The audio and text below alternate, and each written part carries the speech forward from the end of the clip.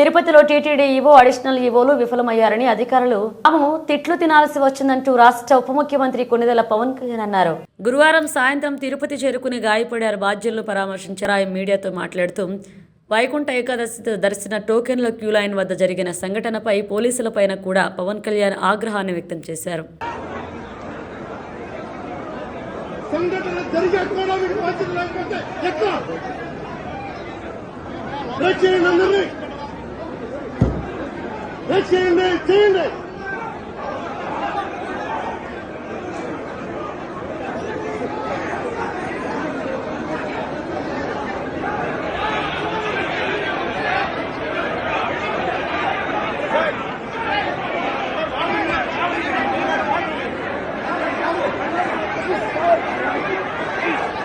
దీనికి చాలా లోతుగా దీని మీద ఎంక్వైరీ పడాలి.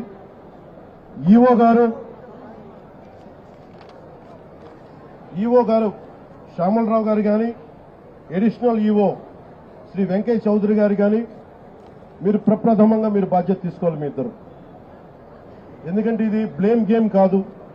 ఇది లాస్ట్ టైం కూడా చెప్పాను, ఇది ఆంధ్రప్రదేశ్ ప్రభుత్వం అపాయింట్ చేసిన బోర్డు. ఇది రోజువారీ ఏం జరగాలి, భక్తులకి ఎలాంటి ఇబ్బందులు లేకుండా దర్శన భాగ్యం కలగాలి, దర్శన సౌకర్యాలు కల్పించాలి, ఇది దీని బాధ్యత. ఈ బాధ్యతలో వెంకయ్య చౌదరి గారు కానీ, శ్యామలరావు గారు కానీ మీరు విఫలమయ్యారు.